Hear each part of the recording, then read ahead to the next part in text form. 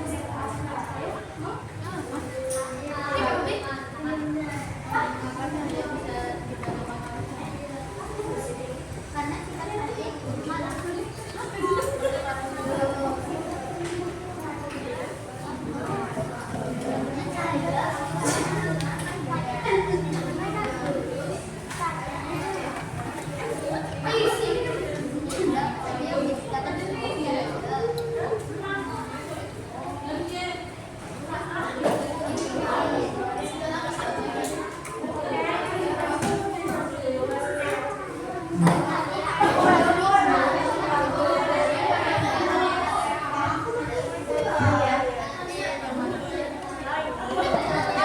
kenapa dia bisa dipantulin? Nah, tadi kan guru kita kalian melakukan percobaan cermin sama misalnya ada yang pegang ini. Nah, ini plastik kita nih, plastik bicara tangannya. Jadi kalau taruh di atas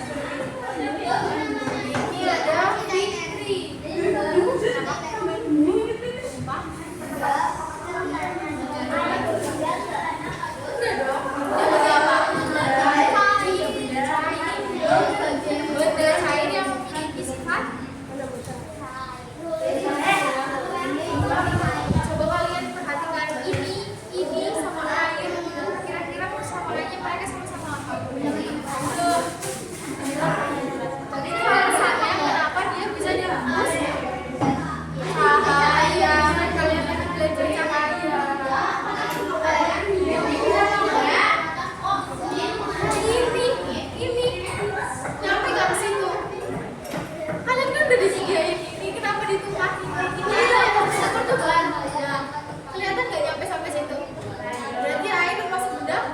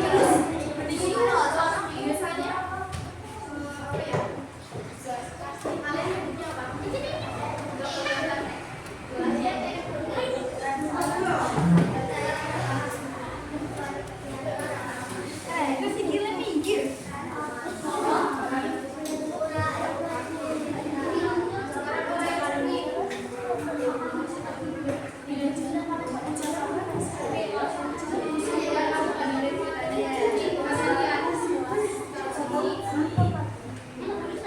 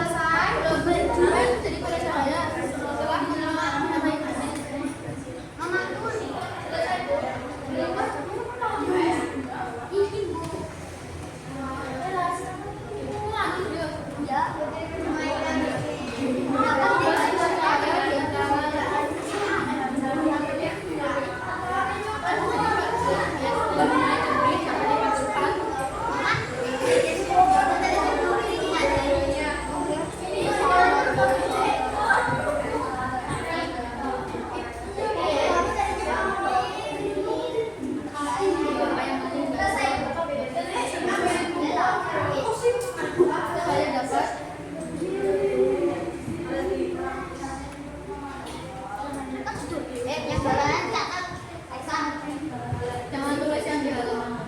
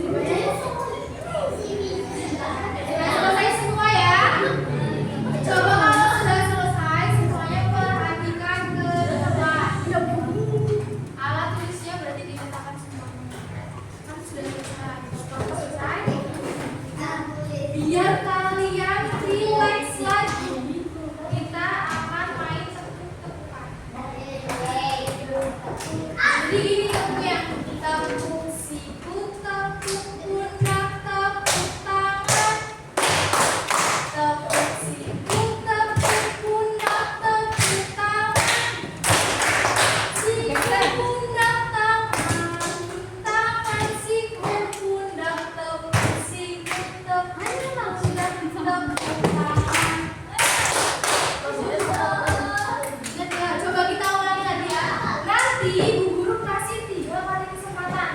Kalau dari teman-teman kelompok kalian tidak fokus dan ada yang salah, dia yang maju presentasi. Makanya semuanya harus fokus. Kita coba 2 kali percobaan. Diperhatikan ke depan. Kayak gini ya, pertamanya tepuk siku, tepuk pundak, tepuk tangan. Lalu tepuk nih, tepuk telapak tangan dulu. Tepuk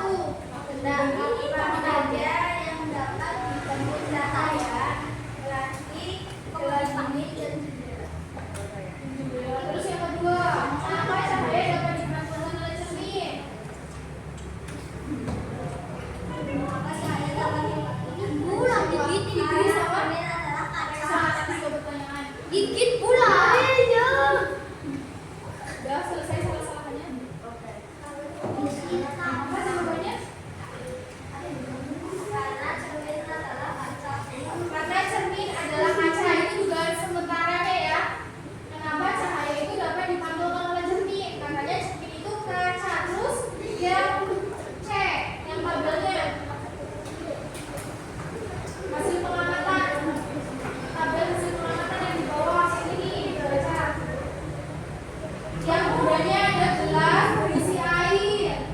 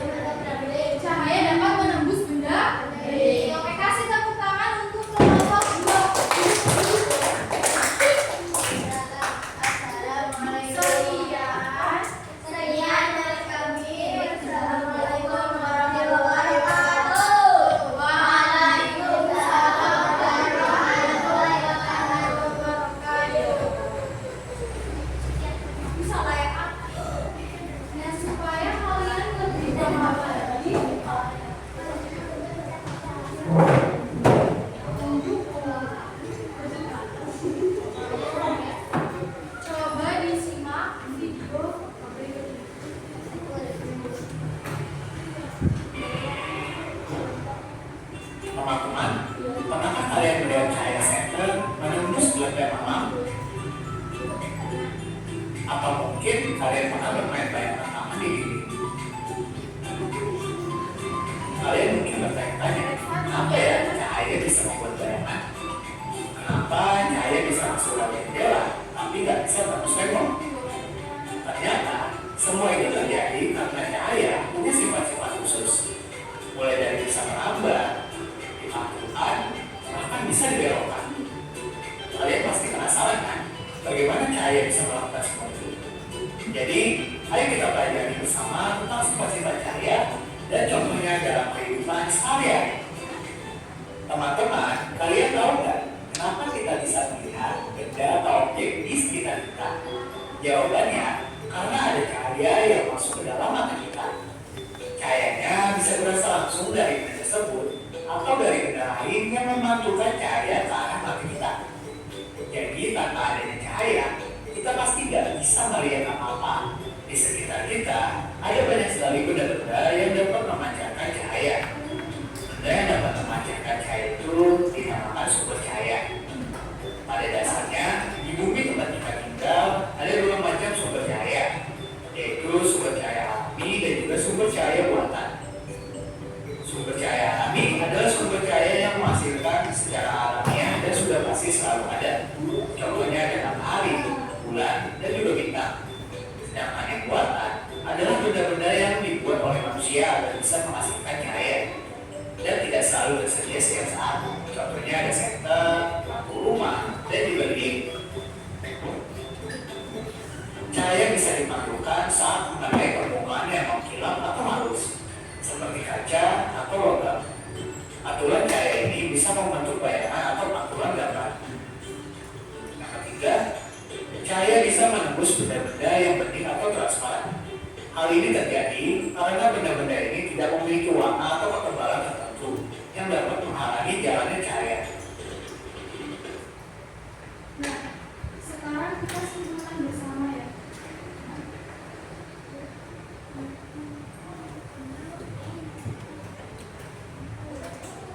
Yang pertama, sifat cahaya yang hari ini kita pelajari tadi apa?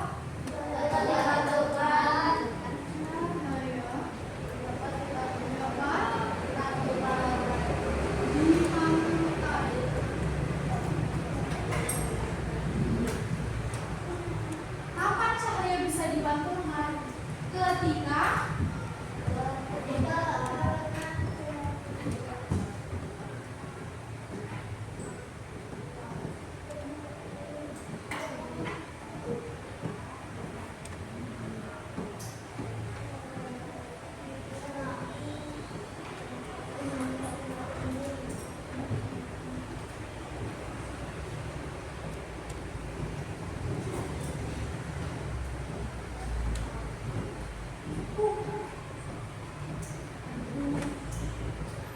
halus dan mengkilat. Contohnya tadi ada apa yang sudah kalian coba? Cermin. Terus ada logam. Kalian pernah lihat kayak apa?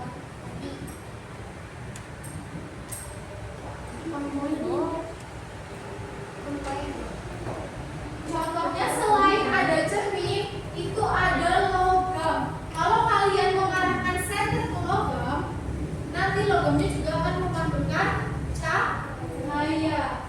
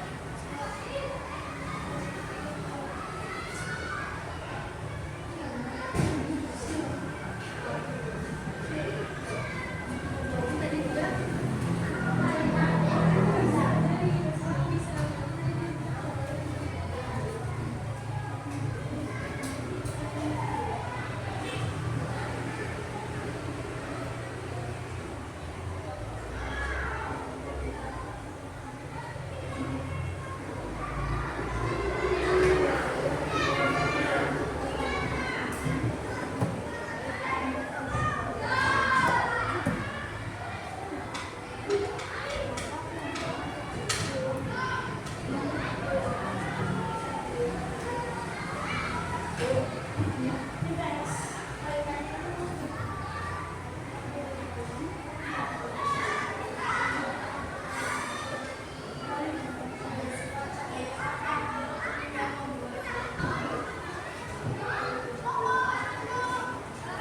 akuarium dan jendela rumah menggunakan kaca di jauh rumah? Kenapa? Ini kan udah jawab kaitannya. Kaitannya karena saya dapat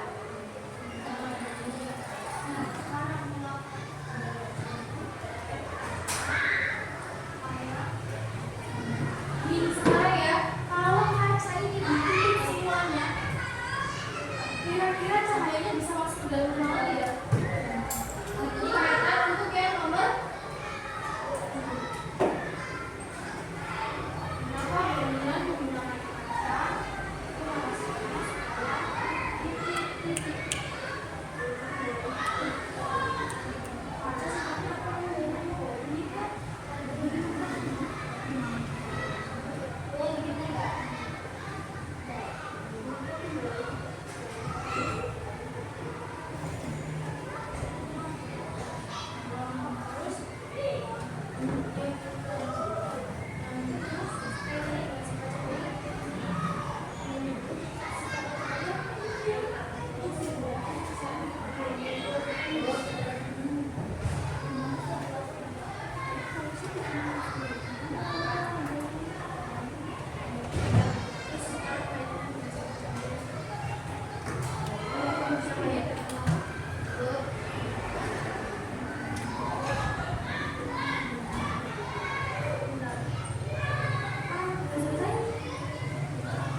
Ini namanya belum ditulis.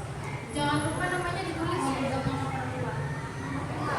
Motor kendaraan seperti sepeda motor, pakai spion. Biar ngapain? Kalian dari maksudnya buat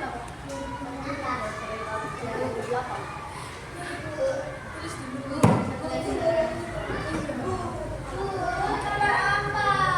Nomor 4. Kira-kira spion yang ada di motor atau mobil fungsinya itu untuk apa? Buat kalian kaca apa buat lihat keadaan di belakang? Ya kan buat keadaan lihat keadaan di belakang. Nah, apa yang bisa dilihat? Iya. Kalau kalian mau nyari kira-kira di belakang kalian ada motor atau mobil atau tidak? Ada yang sudah selesai lagi? Yang sudah selesai boleh dikumpulkan. Waktunya 3 menit lagi ya.